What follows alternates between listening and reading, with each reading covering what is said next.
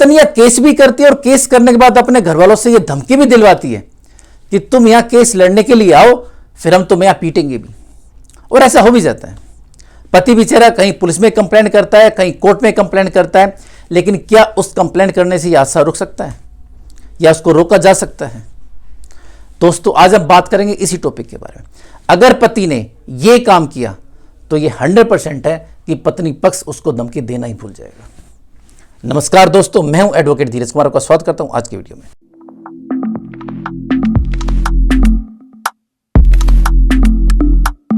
दोस्तों, नॉर्मली आपने देखा होगा कि पत्नी अपने मायके से मेंटेनेंस का केस 125 या डोमेस्टिक वायलेंस का केस या फिर 490 की एफआईआर भी करवाती है। करवाने के बाद नॉर्मली हस्बैंड को वहां जाना पड़ता है, चाहे वीमेन सेल जाए या कोर्ट जाए, उसको वहां जाकर अपना केस तो अटेंड करना ही पड़ता है। अब ऐसे में पत्नी पक्ष अगर उसको ये धमकी दे कि तुम यहाँ केस के लिए आओ और हम तुम्हें यहाँ पीटेंगे, तो उसकी परेशानी बहुत ज़्यादा बढ़ जाती है। बेचारा पति करे भी क्या?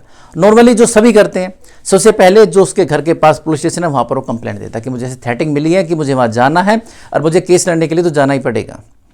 इसके अलावा जहाँ वो कोर्ट है जिसमें उसको जाना है या वीमेन सेल है, वो वहाँ जाकर भी कंप्लेंट देता है। इसके अलावा उस एरिया के पुलिस स्टेशन में भी वो कंप्लेंट देता है कि मुझे ऐसे थ्रेटिंग मिली है।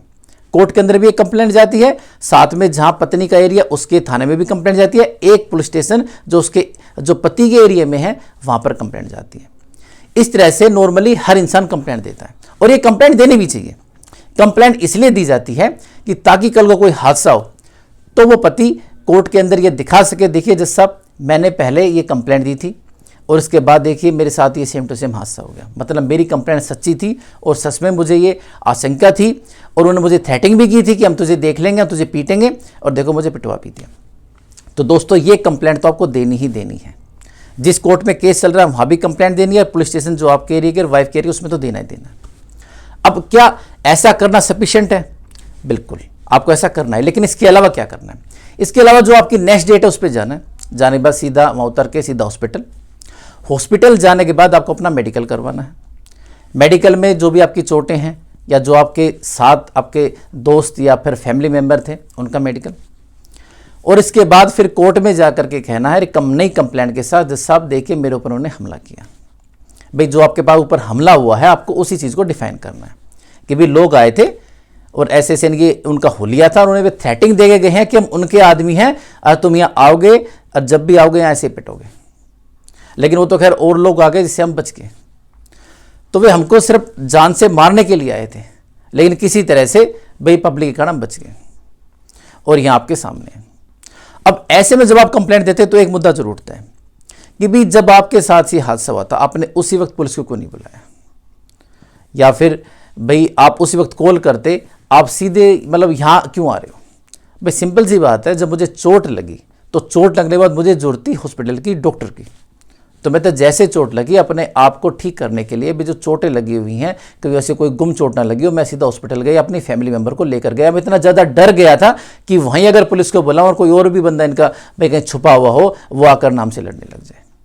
तो इस डर के कारण मैंने कोई ऐसी वहाँ पर कंप्लेंट नहीं की और सीधा हॉस्पिटल जाकर वहाँ जाके मैंने ये बात बताई है। तो उस मेडिकल को आपको कोर्ट के सामने रखना है और एक नई कंप्लेंट और देनी है, देखिए मेरे साथ ये हादसा हो चुका है, अब ये आपकी कोर्ट है, आपने मुझे बुलाया तो आपकी जिम्मेदारी है मुझे प्रोटेक्शन दी जाए। ऐसे ही आपको same to same police station में कहना है। कोर्ट कई बार क्या करती है, आनाकानी भी करती है, ये कंप्लेंट आप सीधा पुलिस स्टेशन में दीजिए, मुझे मत दीजिए, भाई जो एरिया पड़ता है वहां देना। लेकिन नहीं, आपको वो कंप्लेंट वहां जज साहब को देनी ही देनी है, 100% देनी है। वे कितनी भी आनाकानी करे तो भी उसको ऑन रिकॉर्ड लेकर आना है और उसकी सर्टिफाइड कॉपी भी लेकर रखनी है। वो इसलिए कि कोर्ट ने बुलाया तो कोर्ट की भी जिम्मेदारी है, जज साहब की भी अपनी पावर, वे भी आपको प्रोटेक्शन दे सकते हैं। इसके अलावा आपको सेम टू सेम कंप्लेंट की कॉपी मेडिकल के साथ जो वाइफ के एरिया का पुलिस स्टेशन है, जो जहां पर आप उतरे हैं या जो कोर्ट है वहां पर भी देनी है। इसके अलावा जो आपका घर है उसके पास का पुलिस स्टेशन वहां भी ये चीज़ देनी है। अब इसके बाद ऑटोमेटिकली जो पत्नी का पक्ष है, उसके जो आपके ससुराल वाले हैं, वे ऑटोमेटिकली ही डर जाएंगे कि भाई इसने तो ये मेडिकल भी करवा लिया, इसके ऊपर यह सभी वक्त कल को इसे कुछ हो नहीं जाए। इसके बाद आपको वे इस बात से भी डरेंगे कि इसको आते जाते कोई खरोच भी लगे तो हमारा ही नाम लगाएगा कि भी इन्होंने करवाया, तो देखिए मेरे ऊपर तो पहले भी हादसा ये हो चुका है। तो दोस्तों ये काम आपको करना है। अब आप सोचेंगे कि ऐसा काम किया तो इसके फायदे क्या? इसके बहुत ज़्यादा फायदे हैं। सबसे पहला, कि जब भी आपका केस डिसाइड होगा, चाहे उसमें मेंटेनेंस डिसाइड हो या कल को फाइनली वो डिसाइड हो, उसमें इस चीज को जरूर गौर किया जाएगा क्योंकि कंडक्ट भी एक बहुत बड़ी चीज है। वाइफ हस्बैंड का कंडक्ट तो दिखाती है, देखिए शादी बाद ने मुझसे डिमांड की, मुझे मारा पीटा, परेशान किए, क्योंकि वो कंडक्ट ही तो है। वो सेम कंडक्ट आपको दिखाना कि देखिए जो मेरी वाइफ है, जो उसकी फैमिली मेंबर है, उनका कंडक्ट कैसा है, किस प्रकार की छोटी सोच है उनकी। मतलब वे कानून को मानते नहीं है कि लॉ एंड ऑर्डर क्या चीज़ है। जब वे मेरे लिए ऐसा बुरा सोच सकते हैं, ऐसा बुरा कर सकते हैं, तो कोर्ट में जो उन्होंने लिखा हुआ क्या वो झूठ नहीं होगा? भाई वो भी तो गलत होगा। पैसे की डिमांड किस लिए, मार पिटाई किस लिए? तो ये कहीं ना कहीं आपको सपोर्ट करते हैं। और जहाँ तक मैंने देखा है भाई, अब तक तो जो मेरा जो इसमें ऑब्जर्वेशन रहा है कि 100% हस्बैंड के फेवर में केस आता है। अब तक तो ऐसा हुआ नहीं कि ऐसा कोई हादसा अगर लिखा गया है या हुआ है और उसके बाद हस्बैंड के खिलाफ कोई ऑर्डर आ जाए। अब इसका आपको दूसरा जो बेनिफिट मिलता है वो मिलता है आपको केस ट्रांसफर पे। देखिए आपने अपने एरिया में जहाँ हस्बैंड रहता है वहाँ पर नॉर्मली जैसे हस्बैंड डिवोर्स का केस फाइल करते हैं तो वाइफ उसको ट्रांसफर करवा लेती है। वो ट्रांसफर आप रुकवा करके बीच में कहीं और रखवा सकते हैं या उसको रुकवा सकते हैं। सपोज कीजिए हस्बैंड रहता पंजाब, वाइफ रहती है यूपी। अब ऐसे में अगर हस्बैंड ने पंजाब में अपना डिवोर्स का केस फाइल किया है तो वाइफ सोचेगी कि उसको यूपी में ट्रांसफर करवा लें, लेकिन आप जज साहब से कह के भाई आप इसको यूपी ना ट्रांसफर करके दिल्ली में ट्रांसफर कर दीजिए, दोनों के लिए बीच में पड़ेगा, मुझे ईजी पड़ेगा। और ऑलरेडी मेरे ऊपर देखिए पहले हादसे हो चुके हैं, मैंने कंप्लेंट भी की हुई है पुलिस स्टेशन में भी, कोर्ट में भी, तो दोबारा हो गया तो अगर मैं मर ही गया तो फिर इस प्रोसीडिंग का, इस कोर्ट का, इस केस का फायदा क्या? तो इसलिए इसको बीच में कोर्ट ऐसा कर भी देती है खूब। ऐसे मैटर बहुत है जो ट्रांसफर होते हैं, वजह दिखाइए कि वहाँ जाने का साधन नहीं है, प्लेन वहाँ नहीं जाता या ट्रेन है वो घूम कर जाती है, डायरेक्ट कोई ट्रेन नहीं है या कोई जल्दी जाने की ट्रेन नहीं है, मुझे एक दिन पहले जाना पड़ेगा, दिल्ली दोनों को ही जी पड़ती है। कोर्ट इसके अंदर नॉर्मली ये ऑर्डर पास कर देती है कि ठीक है भाई ये आपके लिए हम ऑर्डर पास कर रहे हैं और आप इसमें जो आपकी वाइफ है उनको आने जाने का खर्चा देंगे जिस भी डेट पे वाइफ आती है। तो ट्रेन का जो भी खर्चा होता है नॉर्मली 500-1000 रुपये वो आप उनको जिस भी डेट पे वाइफ आती है आप उसको दे देते हैं। तो इस प्रकार से आप वो पैसा दे करके कि भी हर डेट पे वाइफ आएगी और आपकी बात बन जाती है। नॉर्मली ये सब चीज़ें आपके काम आती हैं, आपको कहीं ना कहीं बेनिफिट देती हैं। देखिए दोस्तों, केस आपका है, लड़ना आपको है, जीतना आपको है। हर चीज़ के लिए अपने वकील साहब के ऊपर डिपेंड मत रहिए, खुद भी कुछ करना है।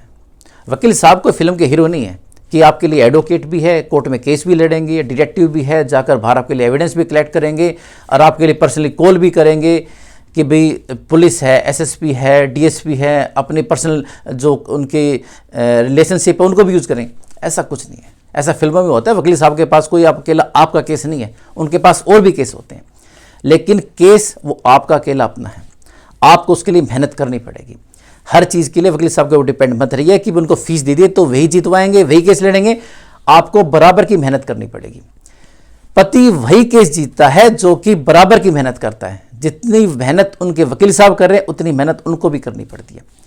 केस के हर फैक्ट को हर स्टेज पर जहां पर क्लाइंट की जरूरत है कि भी उसको मेहनत करनी है, उसको आगे स्टैंड लेना है, तो अपने काम छोड़कर उस चीज़ पर ध्यान दीजिए। आपने ध्यान दिया, आपको पैसा वाइफ को कम देना पड़ेगा, मेंटेनेंस कम बनेगा, कल को अगर सेटलमेंट होता है तो कम अमाउंट में होगा, और केस अगर जीत गए तो फ्री में है ही कि बिना पैसे के आप केस जीत गए। आपकी अपनी शान भी रहती है। सारी ज़िंदगी आपको इस बात के लिए शर्मिंदा नहीं होना पड़ा कि वाइफ ने मेरे ऊपर केस करके मुझसे इतना ज़्यादा पैसा ज़बरदस्ती ले लिया या मुझे इतना ज़्यादा परेशान किया, मेरी फैमिली को परेशान किया। कम से कम इस बात की खुशी रहेगी, शान भी रहेगी कि मैंने पत्नी को हराया। और कल को कहीं मिल भी जाए तो शान से आंख में आंख मिलाकर आप उनको देख भी सकते हैं। लेकिन अपना केस है, खुद लड़ना है। तो दोस्तों, आज इस वीडियो के थ्रू हमने जाना कि अगर पत्नी पक्ष आपको धमकी देता है, थ्रेटिंग करता है कि भाई हम आपको पीटेंगे, तो किस प्रकार से आपको अपने एरिया में पुलिस कंप्लेंट करनी है, वाइफ के एरिया में पुलिस कंप्लेंट करनी है और साथ में कोर्ट में पुलिस कंप्लेंट करनी है। कैसे अपना मेडिकल करवाना है, मेडिकल करने के बाद कैसे आपको कोर्ट के अंदर अपनी कंप्लेंट देनी है और बाद में अपने पुलिस स्टेशन और वाइफ के पुलिस स्टेशन में आपको कंप्लेंट देनी है। और साथ में जो आपको उसका बेनिफिट मिलता है कि कल को अगर ये केस डिसाइड होता है तो आपके फेवर में जाता है, वाइफ का कंडक्ट जो गलत है वो सामने आता है। और इसके अलावा कल को वाइफ अगर आपने कोई केस फाइल किया उसको ट्रांसफ़र करवाती है तो उस ट्रांसफ़र को आप रुकवा सकते हैं, बीच में किसी और जगह भी केस को ट्रांसफ़र करवा के वहाँ भी आप लड़ सकते हैं ताकि पत्नी भी उसके लिए परेशान हो। तो दोस्तों, आशा करता हूँ आज की वीडियो आपको पसंद आई होगी। तो मिलते हैं एक नई वीडियो में नई जानकारी के साथ, तब तक के लिए नमस्कार।